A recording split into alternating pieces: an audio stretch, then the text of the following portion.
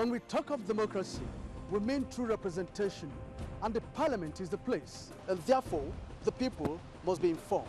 A program that brings to you expert clarifications and teachings of parliamentary concepts and procedures. Welcome to this program. Thank you very much. On Parliamentary Guide, we'll teach, we explain, we clarify parliamentary concepts and terms.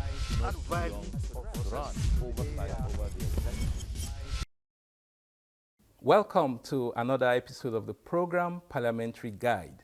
Nigeria's democratic journey in the Fourth Republic is 26 years already. And on this episode, we shall be looking at the role of the legislature these past 26 years, especially at mid-term of the current administration. I am Ejiroghene. Thanks for joining us.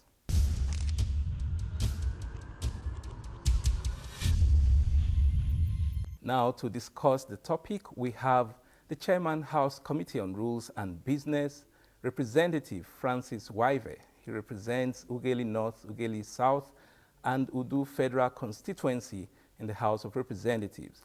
Honorable Waive, thanks for coming on Parliamentary Guide. My pleasure, and thank you for having me.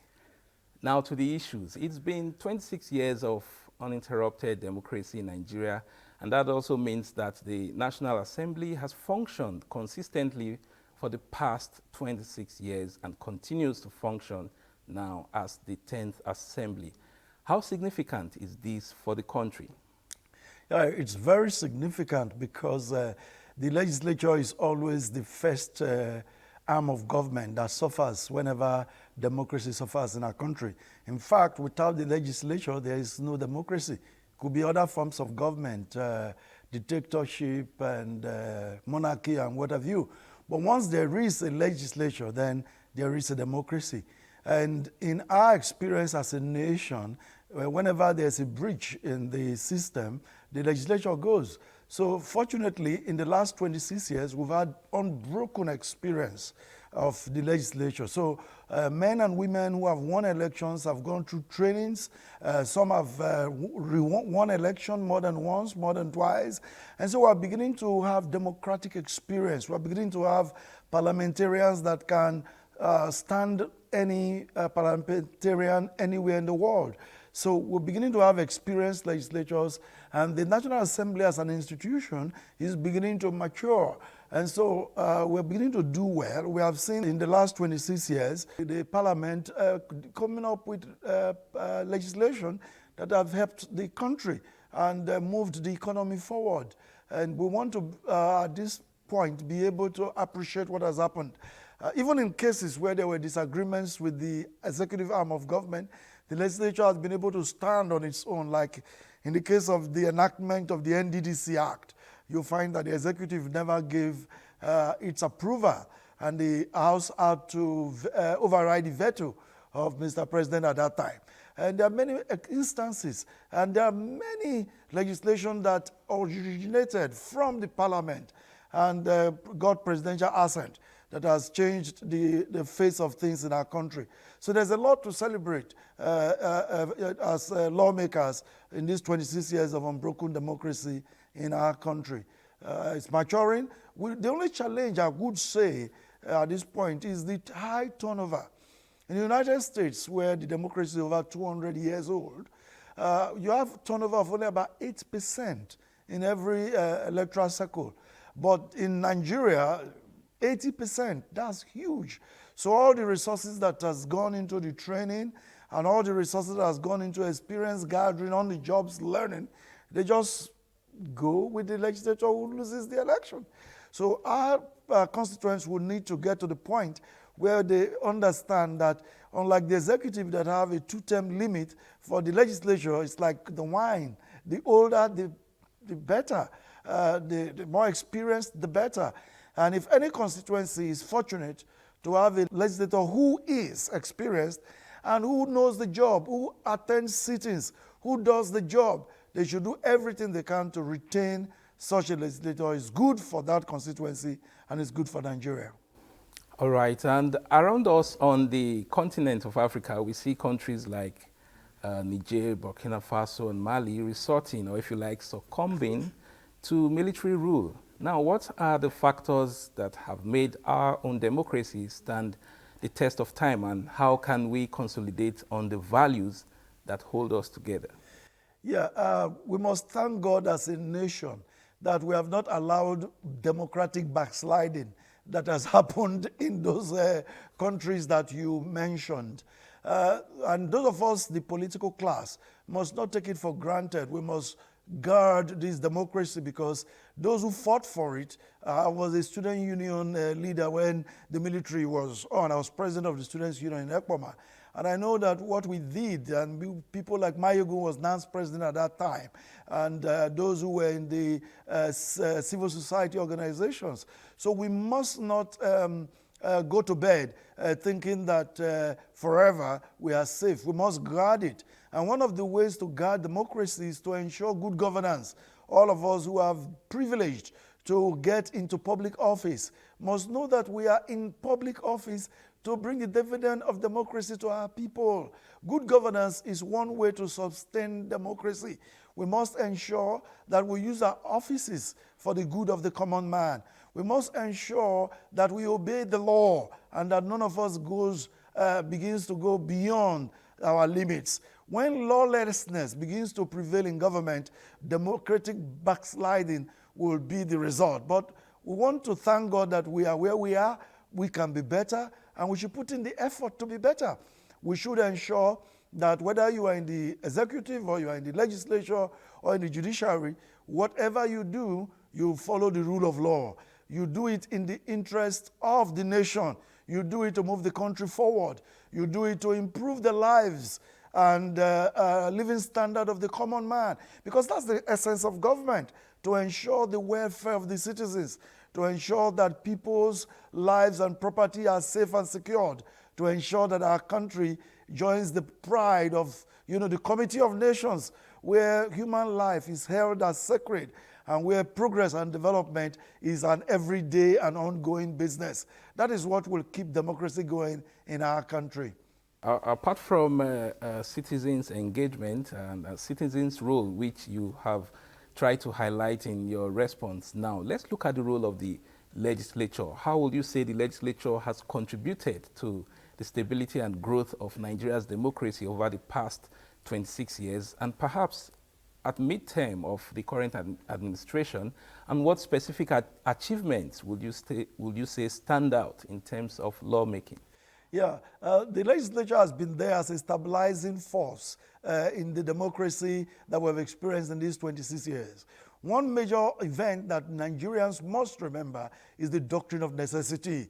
It took place on the floor of the National Assembly, and it was able to stabilize the country and keep the country going when there was some air of uncertainty in the nation. And that's what has been the case all through, as the legislature has performed this role of lawmaking and ensuring, take for instance, even in this administration, the passage of the Minimum Wage Act is something that came at the nick of time to save our country. You talk about the Students' Loan Act that today thousands of Nigerian students are benefiting from. Time will fail to mention different pieces of legislation. Take the oil industry, the passage of the Petroleum Industry Act. That has changed the narrative in the petroleum industry. And you find that it has attracted investments and activities are bubbling again in that sector. And in this very administration, one of the first I would like to mention is the tax reform bill that have been passed by both chambers of the National Assembly. And of course, we are expecting Mr. President's assent in the next coming days. And we know that that will change the tide for our country. We have depended on archaic laws on taxation that we inherited from the British and several other laws that resulted in multiple taxation, high taxation. All that is now being put together into one document that will now make taxation a better thing, an easily enforceable thing for our country. And that will increase revenues for the government. And many other things that the legislature has done. Look at the passage of the budget. We have been able to restore our country to December, January fiscal year, budget year for our country, which gives room for planning, which gives room for economic growth. And we want to look at the leadership of the National Assembly, particularly the House of Reps to which I've belonged to, in the 9th and the 10th Assembly, you'll find that we have introduced what we call legislative diplomacy. You find what has happened whenever there are crises here and there, labor unions, you name it, the legislature has always been there to bring stability, to bring parties to the talking table, and we have been able to hold our nation together as one. A country where though tribe and tongue may differ, in brotherhood we stand. In brotherhood we stand indeed. Now let's look at the lawmaking process itself for the 10th Assembly. So far, the House of Representatives, for instance, the People's House as it prides itself, has introduced more than 2,000 bills. However, just about 1/10 of that number have been passed. So what does this say about the pace of the lawmaking process, considering the avalanche of bills introduced versus the number of bills passed? And how has the legislature addressed some of the national issues using the lawmaking process? Yeah, talking about the quantity of bills that have been introduced in the 10th Assembly, I serve as chairman of the House Committee on Rules of Business, so I see all of this. They pass through my table. You must not forget that we have a group of lawmakers this time, 80% new or thereabout. And many of them want to make their mark, especially the young ones. Oh, they're on fire.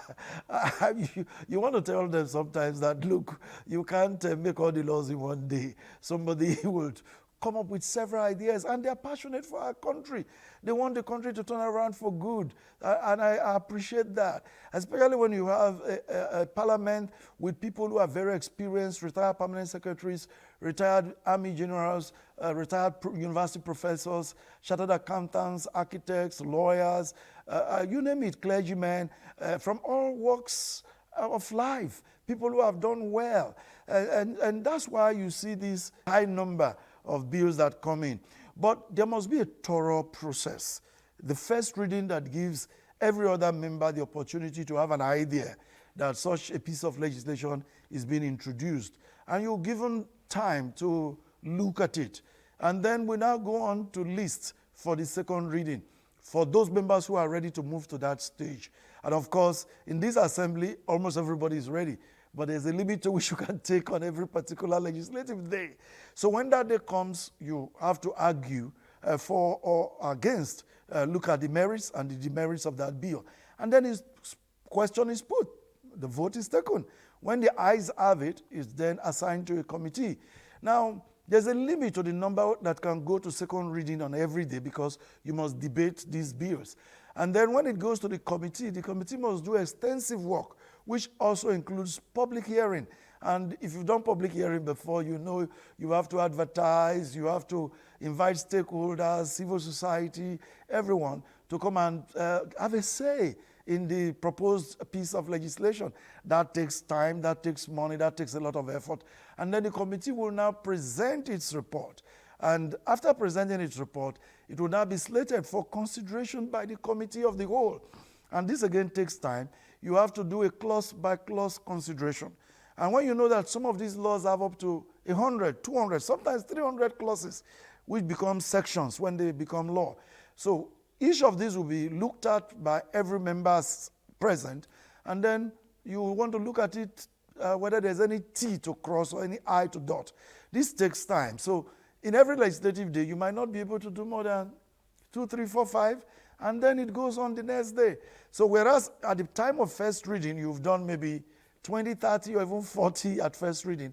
But when you go through this process, you find that in a day, you'll be churning out only about 3, 4, because you must do a thorough job. And that is what the Tajuddin Abbas 10th Assembly, 10th House of Representative-led Assembly is doing. And that's why you're seeing what we are getting.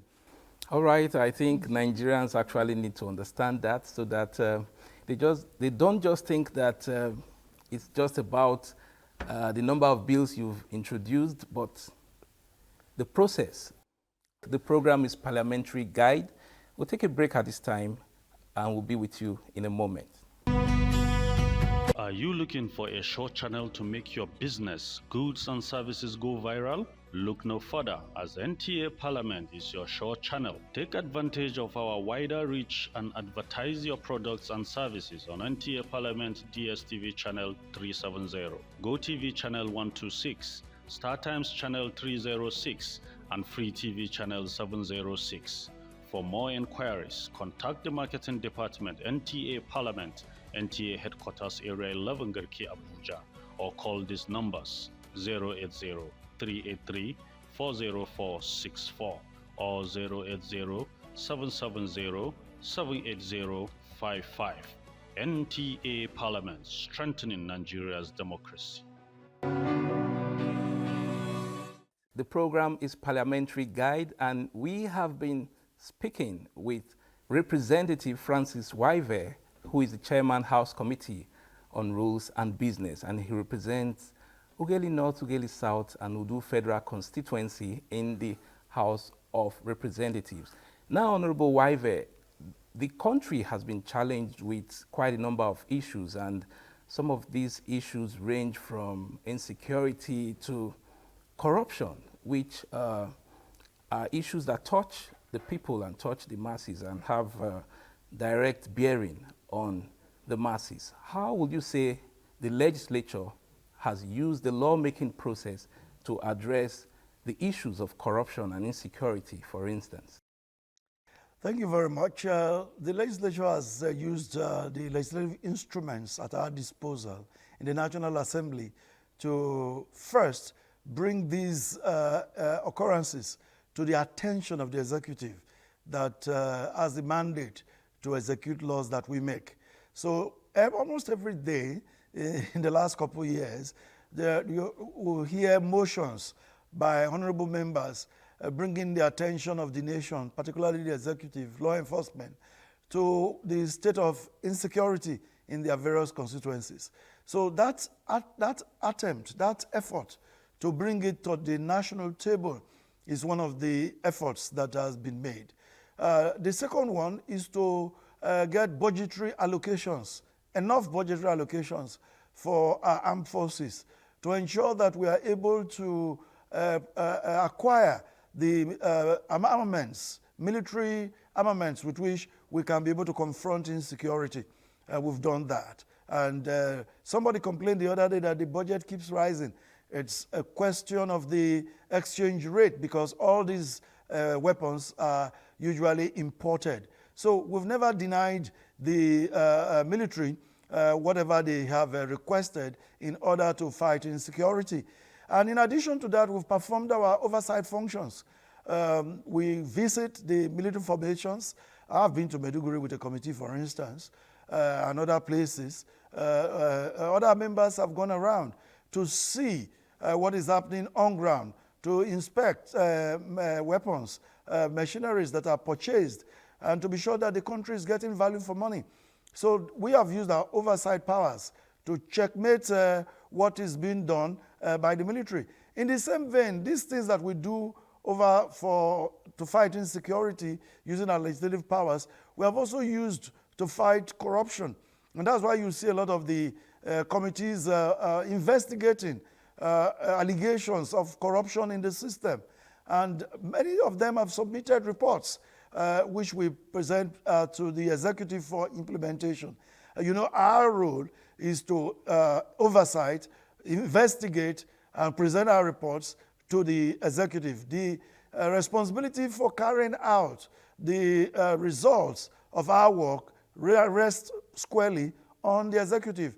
That is why when we pass a motion, a motion passes, the resolution goes to the executive, and it's the business of the executive to execute or ignore.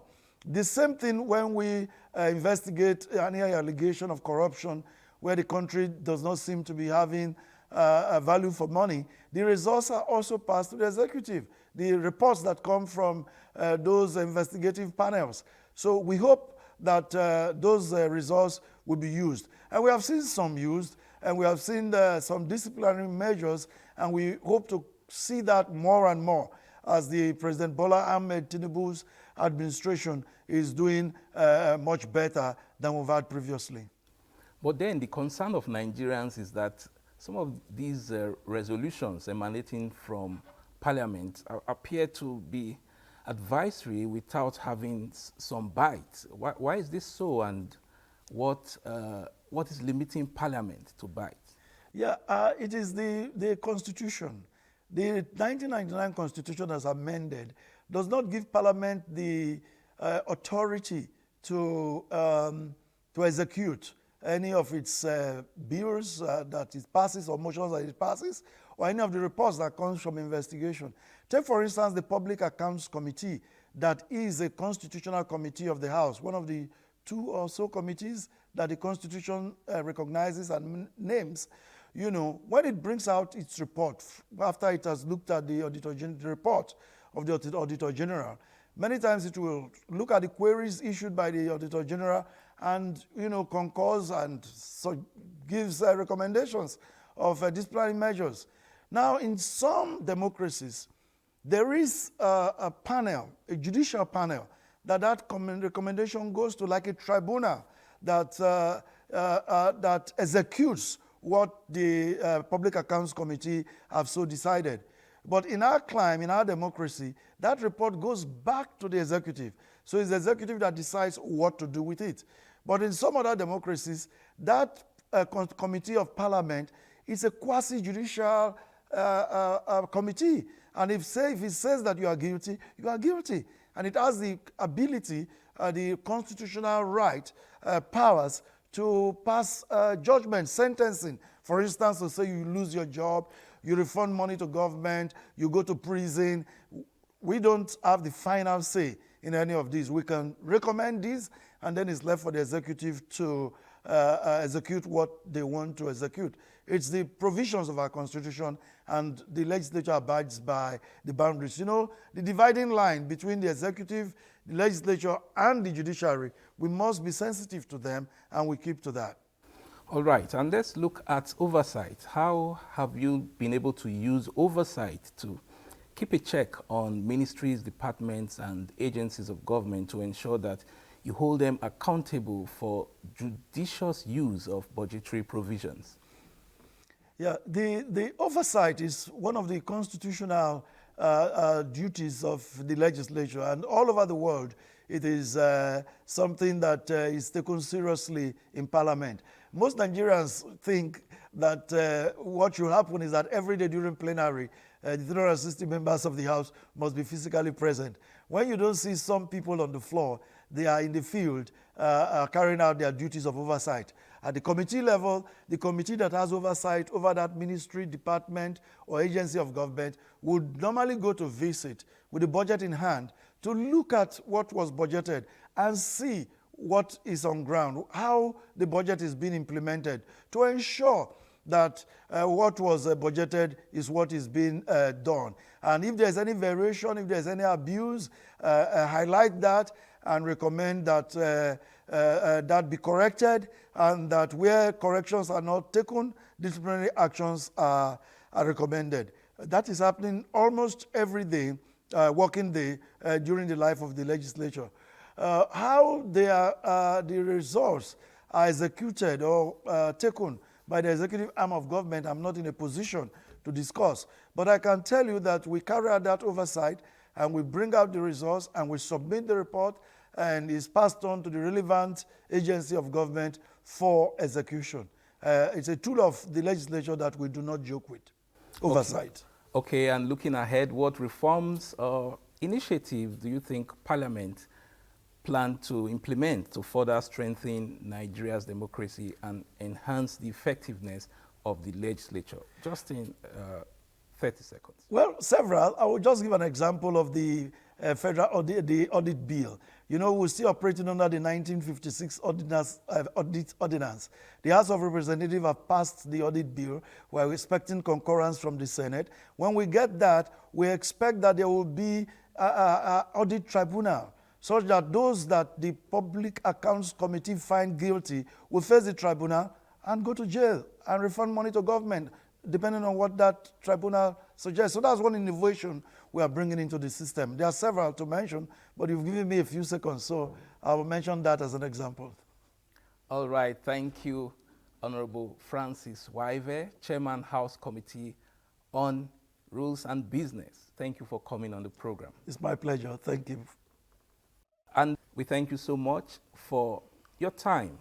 Till we come your way again with another episode of the program, I am Ejiroghene saying stay patriotic and stay out of trouble. Bye for now.